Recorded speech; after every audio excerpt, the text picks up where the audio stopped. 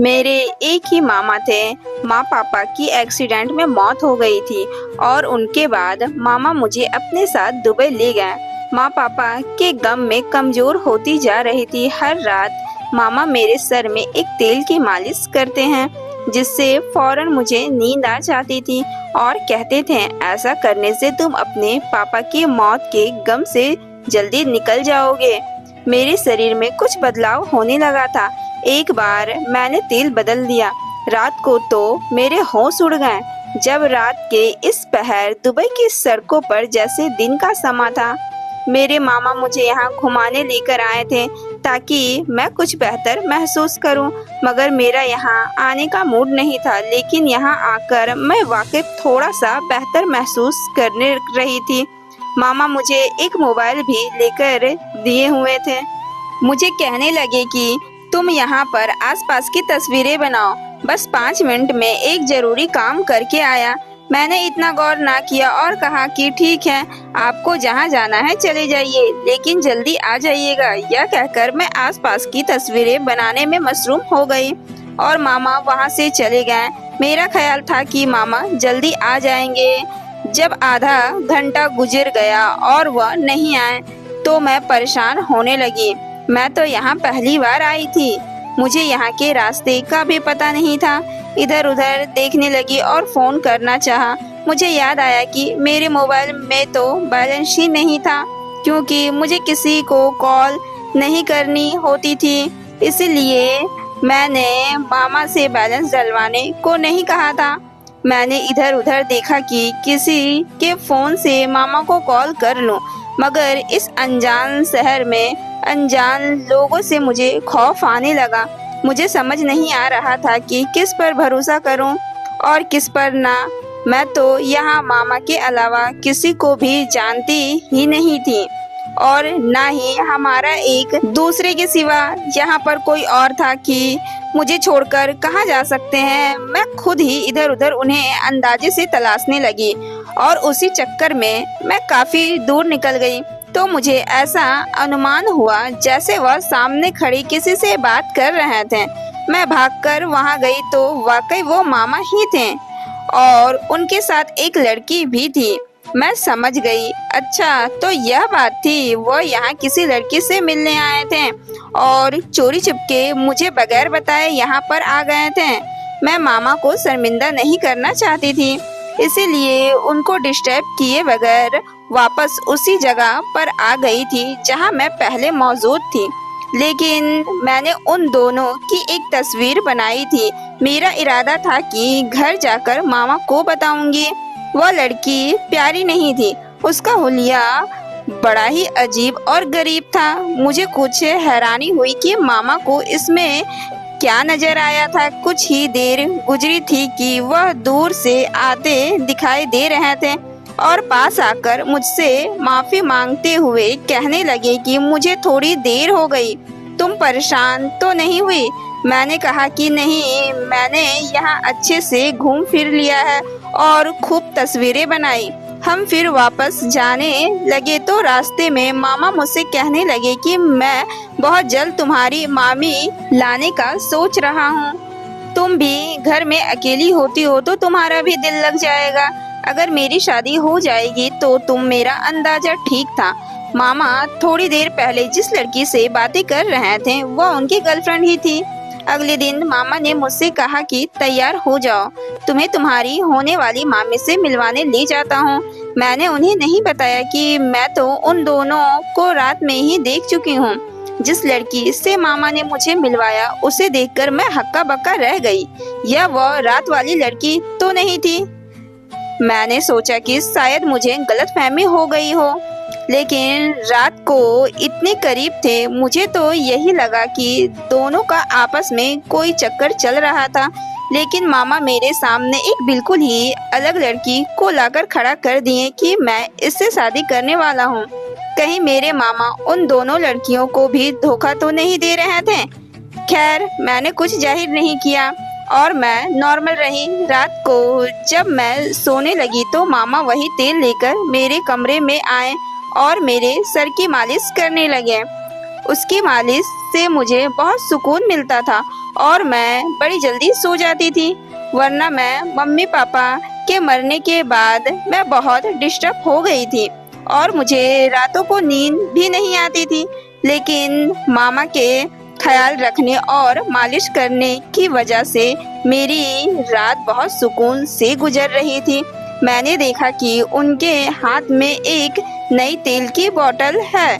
मुझे कहने लगे कि रात को तुम्हारा तेल खत्म हो गया था और मैं आते हुए तुम्हारे लिए नया तेल ले आया हूँ। तुम बस कोशिश किया करो कि तेल खत्म होने से पहले ही मुझे बता दिया करो, ताकि मैं तुम्हारा तेल खत्म ना होने दूं और पहले से ही नया बोतल लेकर रख दूं। कभी कभी मैं सोचती थी कि मामा का सारा ध्यान बस तेल की तरफ क्यों है। उन्हें मेरे खाने पीने की तरफ भी तो ध्यान देना चाहिए था ना।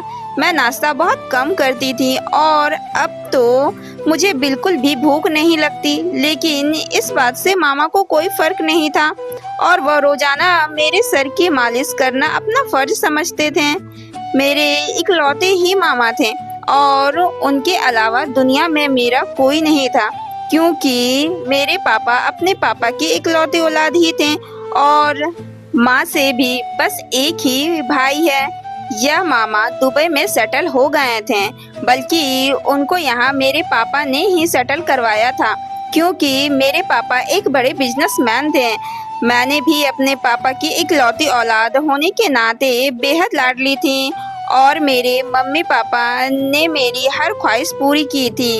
हम कभी कभी यहाँ छुट्टियों में मामा के पास भी आकर रहा करते थे। मैंने ग्रेजुएशन किया तो मेरा यही इरादा था कि मैं दुबई जाकर किसी अच्छे यूनिवर्सिटी में पढ़ाई पूरी करूंगी।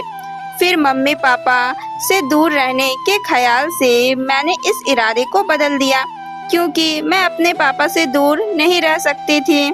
लेकिन मैं क्या जानती थी कि किस्मत मेरे साथ क्या खेल खेलने वाली है। मेरी मम्मी पापा एक शादी में दूसरे शहर गए, मगर वापस आते समय उनकी गाड़ी का खतरनाक एक्सीडेंट हो गया और वह जान की बाजी हार गए। मेरी तो दुनिया ही उजड़ गई। मेरे माँ बाप के अलावा तो कोई सगा रिश्ता दुनिया में मेरा था ही नहीं, सिवाय मामा के। तो मुझे यहाँ अपने साथ ले आए। मैं अपने माँ बाप के मरने के गम में हर वक्त खोई खोई सी रहती थी और मामा से मेरा यूं हर वक्त ऐसे रहना बर्दाश्त नहीं हुआ। मुझे कहने लगे, इस तरह से सोच सोच कर तुम अपनी दिमागी हालत खराब कर लोगी, इसलिए मैं अब से रोजाना तुम्हारे सर में तेल की मालिश किया करूँगा। अब यह रोज होने लगा था। वह रोजाना रात के 10 बजे आते और मेरे सर में 10 से 15 मिनट तक उस तेल की मालिश करते। मैंने कुछ रोज बाद मामा को कहा कि आज तेल रहने दे, मेरा दिल नहीं चाह रहा है। तो वह चौंक गए और कहने लगे कि क्या बात है, तुम तो परेशान लग रही हो। अपने मामा को क्या बताती कि मैं किस वजह से परेशान हूँ। असल में मुझे अलग लग रहा था कि जब से मैंने यह तेल लगाना शुरू किया है, मेरे जिस्म में कुछ खास किस्म के बदलाव महसूस होने लगे। मुझे हर वक्त नशा सा होने लगा है, पहले जैसा कुछ भी नहीं था और मुझे यही शक था कि शायद यह तेल मुझे सूट नहीं कर रहा है। लेकिन मुझे अपने मुंह से मामा को यह सब बताते हुए अच्छा नहीं लग रहा था, इसलिए मैंने बहाना बना दिया। लेकिन मामा ने मेरी एक ना सुनी और जबरदस्ती मेरे सर की मालिश करते हुए कहने लगे कि तुम नहीं जानती यह तेल तुम्हारे सर के लिए कितना जरूरी है, तुम्हारी सेहत इससे कितनी अच्छी होगी। मैं चुप रह गई। फिर मामा सर की मालिश करके चले गए तो उनके जाते ही कुछ देर बाद मुझे नींद आने लगी। आज ऐसा लग रहा था जैसे मेरा जिस्म टूट रहा है। मुझे कुछ दिनों से अपनी याददाश्त भी कम होती हुई महसूस हो रही थी, जैसे मैं अपनी पुरानी बातें भूलने लगी हूँ।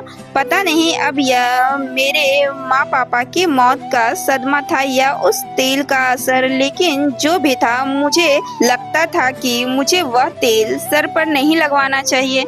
सुबह मैं उठी तो मेरा जिस्म बुरी तरह से दर्द कर रहा था। कुछ देर तो मुझसे उठा ही नहीं गया, लेकिन फिर मैं हिम्मत करते हुए नीचे नाश्ते के लिए आ गई। मामा मुझे देखकर मुस्कुराने लगे और कहने लगे कि तुम तैयार हो जाओ, आज हम कहीं बाहर घूमने जाएंगे और नाश्ता भी बाहर करेंगे। मैं जाना तो नहीं चाहती थी, लेकिन फिर मामा के ख्याल से तैयार हो गई कि बेचारे मेरे कितने खिदमत करते हैं, इतना ख्याल रखते हैं, और मैं अगर मना करूंगी तो उन्हें बुरा लगेगा। इसलिए मैं उनके साथ बुर्ज खलीफा चली गई। मामा मुझे नाश्ता देकर कहने लगे कि तुम खाना खाओ, मैं थोड़ी देर में आता हूँ। मैं खाना खाते खाते एकदम चौंक गई। मैंने सोचा कि मामा उसी लड़की से मिलने गए हैं, शायद जिससे उनका चक्कर चल रहा है, या दूसरी लड़की से जिससे उन्होंने शादी का वादा कर रखा था। मुझे ताज्जुब हुआ और मैं खाना वहीं छोड़कर मामा को ढूंढते हुए बाहर आ गई। थोड़ी दूर जाकर देखा तो मामा एक लड़की से बातें कर रहे थे, लेकिन यह लड़की वह नहीं थी जिससे मामा ने मुझे अपनी मंगेतर कहकर मिलवाया था। यह वह लड़की थी जो कुछ दिन पहले मुझे मामा के साथ नजर आई थी और उसकी तस्वीर भी अपने मोबाइल में खींच रखी थी। आखिर उसका मामा के साथ क्या ताल्लुक था? मैंने आगे होकर देखा तो उसने मुझे उठा हिलाकर रख दिया। उस लड़की ने मामा को एक तेल की बोतल दी। यह बिल्कुल वैसे ही बोतल थी जिससे रोज मामा मेरे सर की मालिश करते थे। क्या वह तेल मार्केट से नहीं खरीदते थे, उस लड़की से खरीदते थे? मगर क्यों? मैं टेंशन में पड़ गई। वह लड़की तो पहले दिन से ही मुझे पसंद नहीं आई थी और कुछ अजीब सी लग रही थी, और अब उसका यह छिपकर मामा से मिलना और वह तेल वाली शीशी उन्हें देना, यह सब कुछ न कुछ तो राज जरूर था। मैं बहुत ही ज्यादा परेशान हो गई थी कि इस समय मैं दूसरे देश में हूँ। अगर मेरे साथ कुछ हो गया तो मैं किससे मदद मांगूंगी? मुझे समझ नहीं आया कि मैं किससे मशवरा करूं। मुझे ना जाने क्यों शक होने लगा था। उस तेल में ही कुछ ना कुछ गड़बड़ है। शायद इसी वजह से मैं दिन ब दिन कमजोर होती जा रही थी और मेरे जिस्म में बदलाव भी इसीलिए आता जा रहा था। मैं चुपचाप वहां से चली गई और मैंने मामा को यह जाहिर नहीं होने दिया कि मैं उनको लड़की के साथ देख चुकी हूँ, लेकिन यह जरूर हो चुका था कि मेरे दिल में शक पड़ गया था कि कोई तो ऐसी बात जरूर है जो मेरे लिए जानना बहुत जरूरी है। मैंने नाश्ते के बाद मामा से कहा कि मुझे कुछ शॉपिंग करनी है, इसीलिए मुझे एक मॉल में लेकर चले गए और मैंने शॉपिंग करते हुए मामा की नजरों से बचते हुए एक तेल की बोतल खरीदी। मेरे पास कमरे में तेल नहीं होती थी, बल्कि वह मामा के कमरे में होता था, इसीलिए घर जाते ही मैंने तेल बदल दिया। जो खास तेल मामा लाए थे उस बोतल में मैंने मार्केट से लाए हुए तेल बदल दिए। मैं नहीं जानती थी कि मैंने ऐसा क्यों किया, लेकिन मेरा दिमाग मुझे यही करने को कह रहा था। मैं उन्हीं सोच में हूँ कि उस तेल में कुछ ना कुछ तो गड़बड़ है, इसलिए मैंने वैसे ही बदल दिया। रात को 10 बजे मामा मेरे कमरे में तेल वाली बोतल लेकर आए और सर की मालिश करने लगे। मामा के जाते ही मुझे नींद आ जाती थी, लेकिन आज ऐसा कुछ नहीं हुआ। ना तो मेरे शरीर में दर्द हुआ और ना ही मुझे मदहोशी छाई। इस रात को मैं पहली बार सुकून के साथ सोई हुई थी। उससे यह बात तो साबित हो गई थी कि उस तेल में कुछ तो ऐसा जरूर था जो मेरे लिए फायदेमंद बिल्कुल नहीं था। मैंने 2-3 दिन तेल का इस्तेमाल किया जो मैं मार्केट से लाई थी, और मैंने यह महसूस किया कि मेरे मामा जरूर मेरे साथ कोई गेम खेल रहे हैं। मैंने उन्हें कई बार उस लड़की से मिलते हुए भी देखा था जो उन्हें तेल की बोतल देती थी। एक बार मैं उस लड़की का पीछा करते हुए उसके फ्लैट तक पहुंच गई। मैंने उसके पड़ोसियों से उसकी तस्वीर दिखाकर पूछी कि आप मुझे इसके बारे में बता सकते हैं। मैं असल में उस लड़की के बारे में जानना चाहती थी कि उस मोहल्ले वाले उसके बारे में कैसे सोच रखते हैं। क्या यह अच्छी लड़की है? लेकिन जितने लोगों ने भी उस लड़की की तस्वीर देखी थी तो उस लड़की को अच्छा नहीं कहा। उसकी संगत भी अच्छी नहीं है और यह 2 बार जेल में रहकर आ चुकी है। यहाँ तक कि एक लड़की ने तो मुझे सरगोशी में यह भी कह दिया कि यह गैर कानूनी नशे का इस्तेमाल भी करती है। यह सुनकर मैं घबरा गई थी। इतनी गलत किस्म की लड़की से मेरे मामा का ताल्लुकात कैसे हो सकता है? और अगर उसने मेरे लिए तेल मामा को दिया था तो उस लड़की का तो ऐसा कोई मुझसे लेना देना नहीं था जिसके लिए मुझे नुकसान पहुंचाने की कोशिश करती। तो आखिर इसका मतलब यही हुआ कि जरूर मामा ही उससे कहकर तेल मंगवाते होंगे। मैंने फैसला कर लिया कि अब इस तेल का राज भी मैं मालूम करके रहूंगी। इसीलिए अगले रोज मैंने कुछ तेल एक छोटी सी डिब्बी में डाला और करीब के एक लैब में टेस्ट के लिए दे आई। मैं जानना चाहती थी कि उस तेल में ऐसी क्या चीज शामिल है जो मेरे लिए नुकसान साबित हो रही थी। इस दौरान मैंने मामा से अपना रवैया बिल्कुल ठीक रखा और उन्हें किसी किस्म का शक नहीं होने दिया। सच बात बताऊं तो मेरे दिल में मामा के खिलाफ शक पैदा हो गया था। माँ पापा की मौत के बाद जिस तरह से वह मुझे यहाँ लाए थे और फिर हद से ज्यादा अच्छे बनकर मेरा ख्याल रखना और सबसे बढ़कर अजीब सा तेल मेरे बालों में लगाना, यह सब शक में डाल रहा था। मैंने 2 दिन बाद लैब से जाकर रिपोर्ट ली तो उन्होंने मुझे जो कुछ बताया यह सुनकर मेरे होश उड़ गए। मेरा शक सही साबित हुआ। वह तेल बहुत ही खतरनाक था। उसमें एक ऐसा खास केमिकल था जो दिमाग को कमजोर करता था और आहिस्ता आहिस्ता कैंसर वाले हालात पैदा करता। अगर इस तेल को 3-4 मंथ इस्तेमाल किया जाता तो दिमाग में कैंसर बनने का खतरा था जो जानलेवा साबित होता। तो क्या इस सब के पीछे मेरे मामा ही थे जो मुझे जान से मारना चाहते थे? मुझे यकीन नहीं आ रहा था, लेकिन जिस तरह से रोजाना आकर मेरे सर की खुद मालिश किया करते थे उससे तो यही बात साबित हो रही थी कि वह मुझे नुकसान ही पहुंचाना चाहते थे। मगर क्यों? मुझे इस क्यों का जवाब तलाश करना था। मैं बहुत मुश्किल से घर वापस आई थी। यह सदमा इतना बड़ा था कि मुझसे चला ही नहीं जा रहा था। घर आई तो मामा घर पर ही थे।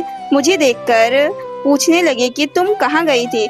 फिर मेरे जवाब का इंतजार किए बगैर खुशी से कहने लगे कि मेरे पास तुम्हारे लिए एक बड़ी खबर है और वह खबर है मैं अगले हफ्ते शादी कर रहा हूँ। मुझे अब उनके शक्ल से ही नफरत हो रही थी, इसीलिए मैं बगैर कुछ कहे वहाँ से अपने कमरे में आ गई। रात को फिर से तेल लगाने आए तो मैं दरवाजा ही नहीं खोली और बदतमीजी से जवाब दिया, आज मेरे सर में बहुत दर्द है और मेरा मूड बहुत खराब है, तो बेहतर है कि आप यहाँ से चले जाएं।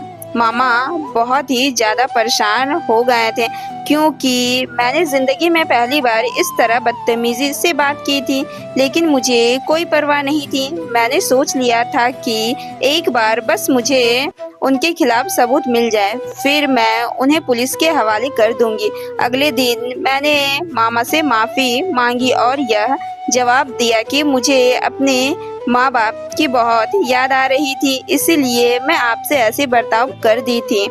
मैं आइंदा ऐसा कभी नहीं करूंगी। यह बस मैंने इसलिए किया था कि वह मुझ पर शक ना करें, क्योंकि अगर उन्हें मुझ पर शक हो जाता तो वह कोई कदम भी उठा सकते हैं और मैं तो यहाँ उनके हाल में ही थी। मेरा कोई उनके अलावा यहाँ नहीं था, तो मैं यहाँ से भागकर किसके पास जाती। इसीलिए बेहतर यही था कि मैं चुपचाप रहती हूँ और जो वह कहते हैं उनके मुताबिक ही अमल करती। मामा कहने लगे कि खैर है, कोई बात नहीं, तुम आज ऐसा करना कि मेरी मंगेतर के साथ जाकर मंगनी की शॉपिंग कर लेना।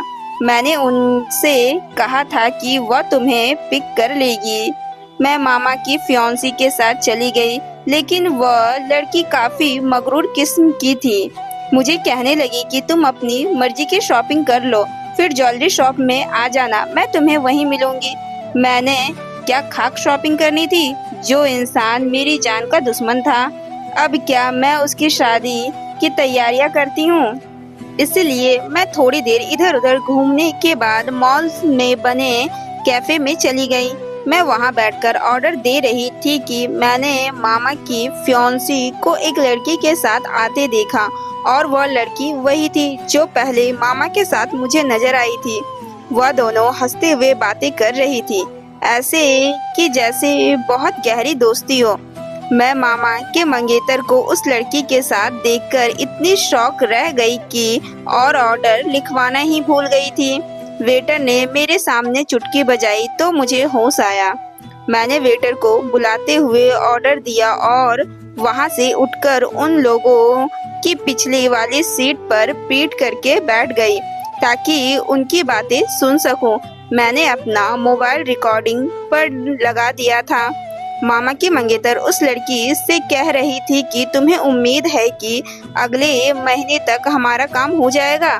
वह लड़की हंसकर कहने लगी कि उस काम में मेरा बड़ा तजुर्बा है, तुम फिक्र मत करो, काम तो हो जाएगा, तुम बस मेरे पैसे की फिक्र करो। मामा के मंगेतर ने अपने बैग से नोटों की एक गड्डी निकालकर उस लड़की को दी और कहा कि काम हो गया तो तुम्हें और दूंगी। फिलहाल तुम यह बताओ कि तुम्हें याद है ना कि उस लड़की के बाद किसकी बारी है। मैं उन दोनों की बातें समझ नहीं पा रही थी कि किसके बारे में बातें हो रही थी, और उनकी बातों से तो यही लग रहा था कि वे दोनों किसी गलत काम की प्लानिंग कर रही थी। कुछ देर बाद वह लड़की उठकर जाने लगी। अचानक जैसे मामा की मंगेतर को कुछ याद आया तो उसने अपने बैग से एक तेल की बोतल निकालकर उसे दी और कहा, इसे लेना तो तुम भूल गई हो। वह लड़की हंसते हुए तेल लेकर चली गई। मैं एकदम से चौंक गई थी। मुझे जैसे सब कुछ समझ में आने लगा था। उसकी अजीब बातें अब जाकर मुझे समझ में आई थी। यह सब सुनने के बाद मैं वहां पर एक लम्हे भी नहीं ठहरी और मामा को फोन करके बुलाया। मामा आए तो मैंने कहा कि अपने मंगेतर को यहाँ मेरे सामने बुलाएं, मुझे उससे कुछ सवाल करने हैं और आपसे भी। मामा थोड़े हैरान हुए थे, लेकिन उन्होंने वैसा ही किया जैसे मैंने कहा था। मैंने उस लड़की को देखते हुए मामा से पहला सवाल किया, आपको इस तेल की मालिश मेरे सर पर करने का मशवरा किसने दिया था। मामा सादगी से अपने मंगेतर की तरफ इशारा करके कहने लगे कि मैं जब इसे बताया कि तुम हर वक्त अपने माँ बाप को याद करके रोती रहती हो और गम में रहती हो, तो उसने मुझे मशवरा दिया कि एक खास किस्म का तेल मिलता है जो सर में लगाएं तो आहिस्ता आहिस्ता पुरानी यादें दिमाग से चली जाती हैं। मैंने उस तेल का कारोबार करने वाली लड़की से तेल खरीदना शुरू कर दिया और तुम्हारे सिर में मालिश शुरू कर दी, क्योंकि मैं नहीं चाहता था कि तुम हर वक्त टेंशन में रहो। इसके अलावा तो और कोई बात नहीं, मेरा कोई गलत नियत नहीं। मैंने कहा, मामा अब आप मुझे यह बताएं कि आप जिस लड़की से तेल खरीदते थे क्या वह आपके मंगेतर की दोस्त है। मामा हैरानी से कहने लगे कि नहीं, उसने तो मुझे बस तेल का मशवरा ही दिया था। उस लड़की को तो मैंने खुद तलाश किया, या पता नहीं शायद वह खुद ही मेरे पास आई थी। क्यों, क्या हुआ। मैंने कहा, आप मुझे यह बताएं कि मेरे माँ बाप की दौलत उनके मरने के बाद किसके नाम पर है। मामा कहने लगे कि जाहिर है तुम्हारे माँ बाप की दौलत है तो तुम्हारे ही नाम पर होगी, और अगर तुम्हें कुछ हो जाए तो तुम्हारे बाद वह मुझे मिल जाएगी, ऐसा वसीयत में लिखा है। मैंने गुस्से से कहा, और यह बात आपने इस मंगेतर को भी बताई होगी, तभी तो उसने मुझे जान से मारने की कोशिश की ताकि मैं जब मरूं तो सारी दौलत आपको मिल जाए, उसके बाद वो आपसे भी किसी बहाने से छीन लेती। उस लड़की का यह सब सुनकर चेहरा फीका पड़ गया, उसके रंगत खराब हो गए। घबराकर कहने लगी, यह तुम क्या कह रही हो, क्यों मुझ पर इल्जाम लगा रही हो।